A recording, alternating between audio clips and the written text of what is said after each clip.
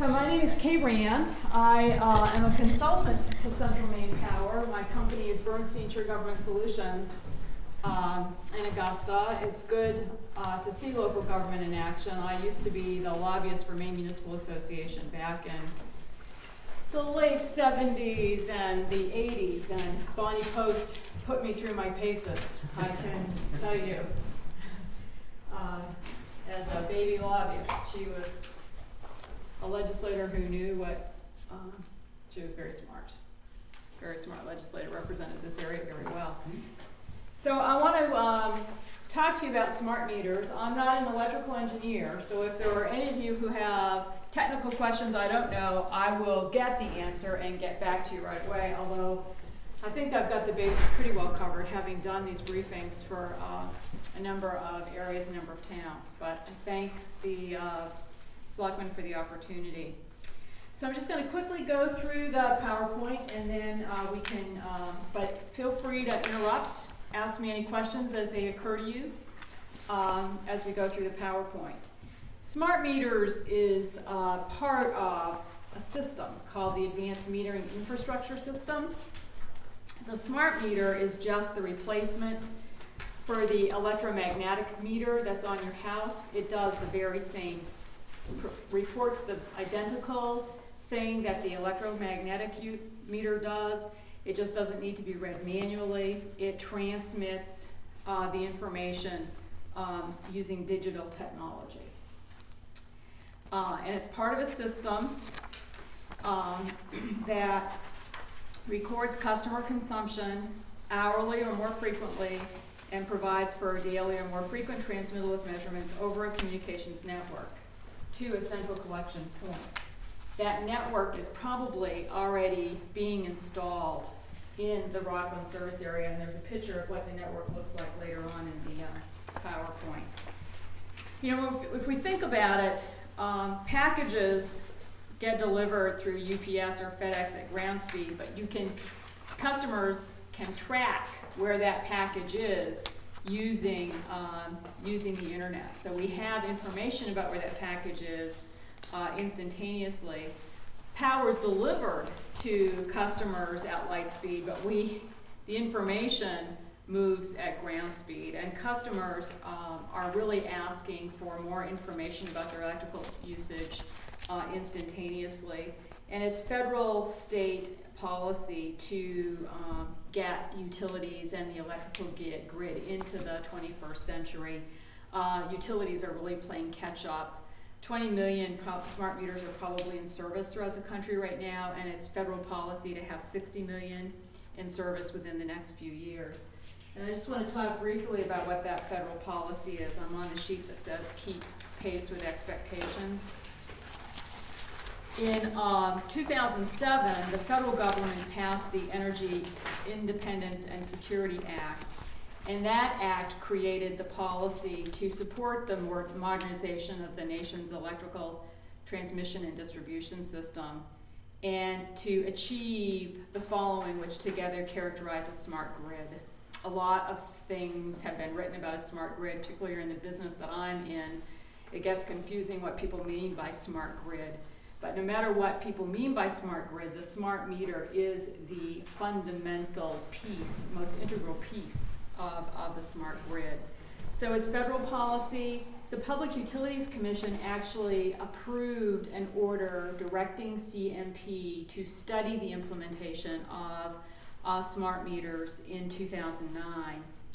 And in doing so, they said that the Commission views AMI as an important technology that will ultimately reduce utility operational costs, improve customer service, and provide customers with necessary tools to use electricity more efficiently and lower their electricity bills. And I'll go through a little bit later how some of those options are actually enabled by smart meters.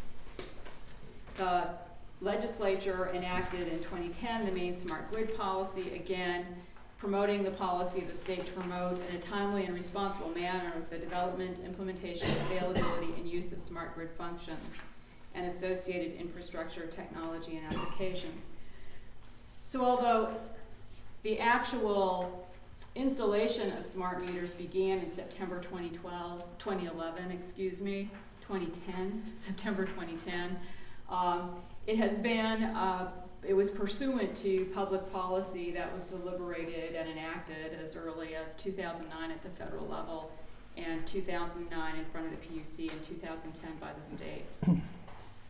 Customers are also expecting CMP to enter the 21st century. Customers who are used to paying their bills online, 20% of CMP's customers pay their bills online. We're used to online banking, shopping.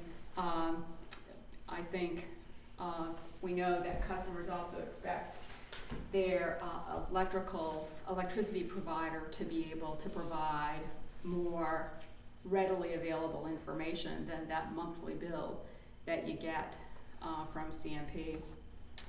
So installation of smart meters, as I said, began in September 2010. So far, about 180,000 meters have been installed.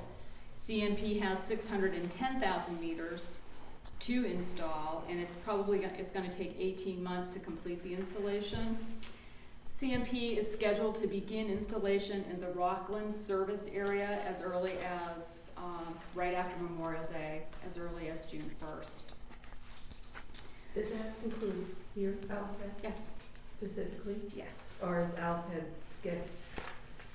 Is there going to be a particular time for Alshead, or is that just? The Rockland service area is scheduled to begin as early as June. I will, when routes, they install according to the same routes that meters are read. All meter routes are numbered in CMP service territory, and meter routes unfortunately they don't do all the meters in Owl's Head before they go to Rockland, before they go to other places. So a lot of the routes will be common to Owl's Head and Rockland. But as soon as a route that includes any customers in Owl's Head is released, I will email Glennis so that she knows. I'd be happy to email anybody in this room who wants to know when routes are released. Installation usually begins within 10 days. Is there a power disruption when they are replacing the meter? Brief, for about 30 seconds. Okay. Yeah. I mean, who would if I wanted to object to this or have questions about it, who at the public utilities would I call? There's a public advocate. That's the Office of Public Advocate, and there's also a Consumer Complaint Division within the Public Utilities Commission. Okay. I want to talk a little bit. I want to talk about the benefits of smart meters, both for customers, for the environment, for the utility in the service that it provides, and in economic development. For customers, as soon as the smart meter is installed, you'll be able to instantaneously understand your usage. You can read it. Just that information, studies across the country and across the world suggest that just knowing data about usage results in savings of 5 to 15%. But starting in the fall of 2011, CMP, you'll be able to go on CMP's website, enter private information about your account, and be able to see your daily usage that way as well. So, and hourly usage. So you'll be able to monitor your usage more. It'll be a data-rich environment. It'll keep up to 13 months of your usage available to you. That's starting in the fall of 2011. How detailed will that information be? Will I be able to tell how many hours my TV was on, and how many hours my computer was on? Same information that you can get out of the out of the existing legacy meter now. It just reports daily usage. Well, initially it'll be bulk usage Right. for the house. Right. I have a question. Yeah. And maybe want to defer this to later, but it gets into the smart appliances Yeah. and the two-way aspects of the smart metering system and the smart grid. And that's where my area of concern is, because as soon as you start tying in appliances, and I believe General Electric is preparing their first smart hot water heater for release at the end of this year. Whirlpool is doing some smart appliances. Now we start getting to the point where the grid and the power company are finding out what individual appliances are using for electricity, That's and no, that's not my understanding. that is the way it is. That's the roadmap. What smart appliances mean is that if you purchase software, you'll be able to regulate those appliances over the internet from your handheld phone. Disagree. And it's stated. I pretty strongly think I'm right. So Well, I think maybe we better do okay. some research. Yeah. But the smart meter, regardless of whether you're right or wrong, the smart meter will not enable the CMP to know any more information about your electrical usage than what they get out of the existing legacy I meter. think the ability of the consumer to track usage is good. Mhm. I mean, it's Mhm. one thing, I mean, I can go out, and I do go out and look at my meter on a regular basis, and it's probably the kilowatt device, you plug it in, and I wanna know how much my refrigerator uses, or a computer. Is that what you were talking about, Maynard? Yeah. Yeah. But it's kind of, it is awkward, but, that gives data, but it's not very convenient. But I guess one thing I'd like to see CMP follow up on then, Mhm. because I looked at your website, it addresses health issues, which I don't think are an issue. I'm a ham radio operator, and if Wi-Fi and RF was gonna kill me, I'd be dead. But It's the and privacy. it addresses in a cursory manner cybersecurity, which is an issue. It does not get into privacy issues. And the site, and I've only started looking at this a few weeks ago, but the Electronic Privacy Information Center, epic.org, has, and I've got a copy here if you want to take it, has a summary page, and it goes into, and there's also a NIST document on the smart grid, which goes into the whole two-way, the ability of, in brownout conditions, et cetera, the power company will have the ability to turn off an appliance or bill. Only with consumer permission. But I guess that's where it starts getting into the Right. hazy area. Well, maybe, but that kind of demand response exists with large commercial accounts throughout Maine now, where at times of peak power, a paper company or another large customer says to CMP, we will turn off paper machine number 10, or we will, it's demand response. And you're right, the smart meter brings demand response down to the residential level, but only with the permission of the customer. Yeah. What I could leave with you, because I think that, before I would embrace this, and again, I think the general approach of it is kind of neat, because you can go online, you can look at, usage and so forth, just like you can look at a whole bunch of other stats that you have. But there are some issues, and it really raises some questions in my mind. And I also have, I'll leave this with you, this is the testimony of Lily Coney, who is the Associate Director of EPIC, and this was given to the House Committee on Science and Technology, Subcommittee on Technology and Innovation on July 1st, 2010. And it goes through about 14 or 15 points related to privacy and security. So I guess my request to CMP would be, the things you have on there as well, but exactly what does this mean to the consumer in terms of privacy? As part of the PUC, there is an existing PUC proceeding, I think, and all of these, I bet you'll find these documents having been presented, and they will have been addressed as part of that PUC proceeding. So if you go into the virtual case file, if you leave me your email address, I can send you the parts of the virtual case file that apply to response on privacy issues. We've talked a little bit about smart appliances, but let me continue to focus on the customer benefits. The savings by lower prices will be enabled by a concept called time of use. There's an existing, there's a proceeding already underway at the PUC that will bring time of use pricing down to the residential level. There already is time of use available to some residential customers. You had to choose it back at when deregulation occurred. Some chose, but most of us are under the standard offer. Time of use isn't available under the standard offer. We get charged the same price per kilowatt no matter when we use it. Under time of use, there are times, the way the electricity market, depending on demand, the price of electricity fluctuates. So if you're using electricity at the highest demand period, you're going to be paying a higher price because the grid is probably being furnished by electricity by oil and natural gas. At times of low demand, the grid is being furnished with renewable resources, which are much cheaper. So time of use will enable you to determine when it is that you're going to do your laundry, when it is that you're going to use your electrical appliances, and choose to do it when electricity is cheaper. This is something that's already available in Maine to large industrial customers.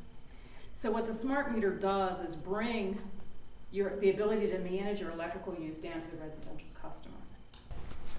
Peak in Maine, by the way, electricity usage in Maine used to peak in the winter months because we had a lot of manufacturing facilities. Now it peaks on a hot summer day because it's driven by commercial and residential air conditioning. It's a sad story, really. We've lost a lot of manufacturers that are no longer using and consuming electricity. So the off-peak hours, some of them are inconvenient, but not all of them are. Lastly, under benefits, there's technology that's really just months away, not years away, that will, and the example that they gave is plug-in electrical vehicles, where if you had a smart meter and you had time of use and you knew that you could charge the battery on your plug-in electrical vehicle when energy is cheapest, there's actually going to be... Gonna see them just all over here. Oh, yeah. Well, this sounds far-fetched, but as I said, it's only months away where those electrical vehicles will become the storage that can feed electricity back to the grid, that you can be able to sell electricity back to the grid when electricity is more expensive. It's like, you know, when there are interruptions in your electrical flow, when you have all the digital clocks in your house, you walk in and they're flashing, that's what's going to happen. It's 30 seconds maximum. Max, okay. And I was going to get into this later. When the installer comes, and if you're at home, he's going to ask you if it's okay to install. So if you're in the middle of an article that you're going to be submitting and you don't want to lose it, you can ask them to come back at a different time that day. If that day isn't convenient, you can say, I'll call CMP and make an appointment for installation. What if you don't want it? You can opt out. CMP is honoring requests to opt out. What kind of penalty will I pay? That's going to be up to the PUC. And the PUC just gave you a hint about what kind of charges you'd have to pay if you decide to stay. The staff created an analysis that's going to have to be sent to the PUC, and it's going to have to go through a lot of other deliberations before it gets to the PUC, but that's sort of insider. But the staff recommendation said that people ought to be given 2 additional options that they don't have right now. One option that you do have right now is to have it installed somewhere else. It doesn't have to be on your house. You I've can have mine. I've had my smart meter since February, and I thought it would enable me to stop shoveling past to the electrical meter, but unfortunately they continue to read the meter for a couple of months after installation. The bench analysis said customers ought to have 2 additional options. They ought to be able to stay with their legacy meter, which is the meter that's on your house right now, and pay an initiation fee of $40, a one-time fee of $40, and an ongoing charge to on their electrical bill so that it can be manually read of $12.50 A month? a month. What if I want to read it myself and call it in? That wasn't an option that they described. I wouldn't think You it know, would later, be. I didn't, maybe you As want to if I'm not- I have a friend who had a vicious dog, and he got permission from the power company to call in his meter reading. There you go, there you I could get a go. dog for $14.50 a month. The other option that they suggested is that the customer could go with their smart meter, just turn the transmitter off. So it would still have to be manually read, but then everybody's part of the So how much do they have to pay? $20 upfront fee and $10.50 per month. That's not fair. Not that life is, but Yeah, now, there's a slippery slope here. And one is, okay, so let's say I wanna opt out. So I pay my $40 and $12.50 a month, or $25, whatever it is, and $10.50 a month, depending on. Smart appliances come in. And I don't wanna use the smart appliances, or I don't have smart appliances. 10 years down the road, I still have my 1968 refrigerator. Mm-hmm. And, oh, by the way, if you don't allow us to read by appliance and et cetera, et cetera, et cetera, then you're gonna pay additional fees, because now we're looking at things that are, within the house that may or may not be correct, up to date, et cetera. So you have a very different perception of what smart appliances are than I do. And I've listened to a few lectures. I'm not an expert, but I've listened to a few lectures. Smart appliances are going to be an innovation that's going to be a complete consumer choice. It really doesn't affect the grid or the way CMP brings power to your house or interprets your usage at all. As I understand smart appliances, it's just as a consumer, you'd have to buy the software that would enable you to turn off your air conditioning and say you've got time of use, and you could turn it off using your iPhone or your smartphone. That's what a smart appliance is.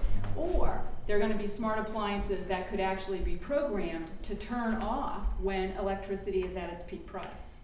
Well, and in that Epic thing, and again, that's probably a little bit of hyperbole, but one power company in South Carolina, I think, was boasting that they could control up to 250 appliances within your house using the technology they're putting in place. Now, is that realistic? That's something else. Well, the smart meter isn't going to enable that, and the Maine Public Utilities Commission I talked to a fellow who sells one of the smart meters, and he said, that's hogwash. And then he said, in the current technology. And I said, well, in the roadmap, because the roadmap is very specific that it will enable the power company to selectively control appliances. yeah. And if that Do you think ability... CMP is going to want to go through another round of installing meters? No, this is all the same. It's already got two-way communication. Right. Have you got a VCR or a cable box? That cable box has a code in it that identifies you. That's why you can call up and order movies, and they're sent magically to your TV. All these devices are going to have a code chip in there that will tell CMP what it is, and CMP will be able to tell how much power that's using. And if you use too much power, then you can be penalized all that's going to be for... reported through your smart meter is total usage. Total usage. The same information that is on your legacy meter today. Yeah, and Yes, I absolutely. don't at all disagree with the fact that the implementation that's going in is going to do that. But you think it'll be a roadmap to something a little Well, more I mean, intrusive. I remember back in 1980, something like that, somebody said, oh, within 15 years, you're going to have 10 microprocessors in your house. I was like, how could that be? I don't even have a computer. And How many microprocessors do you have in your house now? Yeah. Probably hundreds. so, I mean, technology you know, I'm a technologist, so Yeah, technology Yeah, I can doesn't, tell. But the CMP would never be allowed to do that without PUC permission. And I just can't imagine, even if it were, But they're already doing it in regulation. other states though. What states? I don't know of any state in the country that they're doing it. California is the state that's most ahead in installation of smart meters. I will respond on the South Carolina study, but I would bet that South Carolina isn't as far ahead as Maine is in they're probably, installation of. yeah, they're probably not. This is we have the capability Yeah. kind of thing, okay. Maybe spoken by somebody off the top of his head. So I'm going to just, these other benefits, let me go through them quickly. The environmental benefits, just taking all those trucks off the road, meter readers travel about 2 million miles a year. So that's a lot of gasoline that's not being consumed, and that's more efficient. Now we have more unemployment. All of those people they negotiated with the union, and I bet they're all happy. You ask them, but I bet they're all happy. Oh, if they're in the union? Is that coming out of our taxes? Rates. Yeah. Rates. Yeah, okay. Rates. My rates, your rates, but that's how it works. And then the economic development, the technologies are really, as I said, just months away for storage technology, distributed generation, use of renewable resources, and time of use. All of that's just around the corner and will make a big difference. So I've already talked about because you've taken me all out of order, I've already talked about the network, but the smart meters on your home, that's the home area network. The communication relays that are on top of the distribution poles relay information and collect and forward information by radio signal. Now this is not new technology. This is an application of some old technology. Radio frequencies have been used since, forever. Are they in the current, they're in the current 2.4 gigahertz Wi-Fi allocation? There's a FAQ in your packet, frequently asked questions, and that answer is in Okay. there. So if your smart meter is the furthest away from the repeater, your smart meter will relay information less than 4 seconds per day.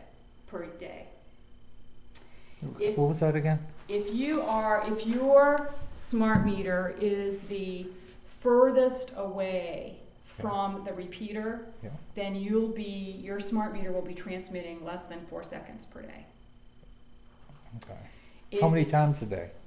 It's about 15,000 times per day. 15,000 times a day? Yeah. Your cell phone, if you use it for half an hour, is about 500,000 times.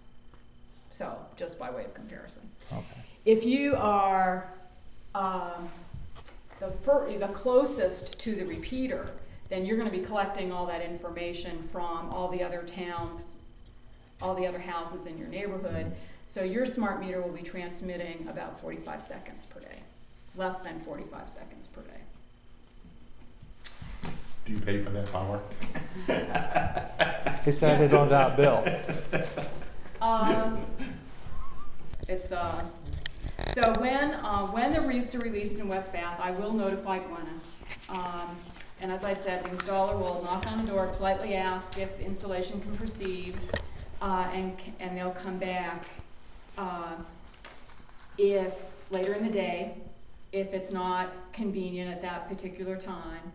And if that day isn't convenient, then the customer is given a card with a toll-free number. They can call CMP and make an appointment. Does he have to wear the masks when they knock on the door? I don't think they do. Do they want you present when they do this? No, most people get it installed when they're not home, and there's a door hanger in your packet that's left on your door that says the smart meter was installed today. So it takes about 10 minutes to install. I've watched them install at our office. But as I said, the smart meter will continue to be read manually for a couple of months after it's installed, just so that they can test it to make sure the information that's being transmitted to them via the smart meter is the same information as the meter reader provides to them. So let me talk, I mean, does anybody concerned about the health issue? I think it's been put to bed, so I don't need to deal with that. But there's information in both the packet and the PowerPoint. On the privacy issue, the data is encrypted when it leaves the smart meter.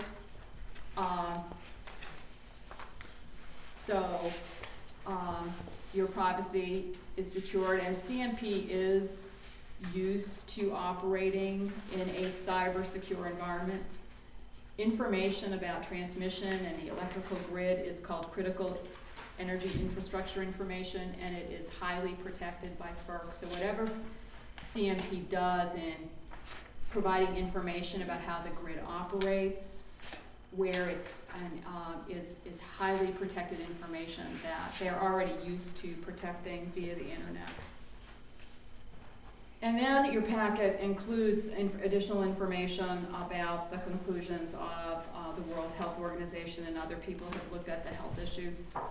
It's very conclusive, so even the PUC has dismissed the health concerns. And you don't think that nobody's gonna hack into the system and shut us all off? I mean, they're hacking into the Pentagon. I think they can get into CMP. It is a risk. Yeah, and What's your backup? well, so they under the backup how? It's not I going to don't interrupt know. power. If they hack into smart meters, they might be able not. If it's not, I don't think.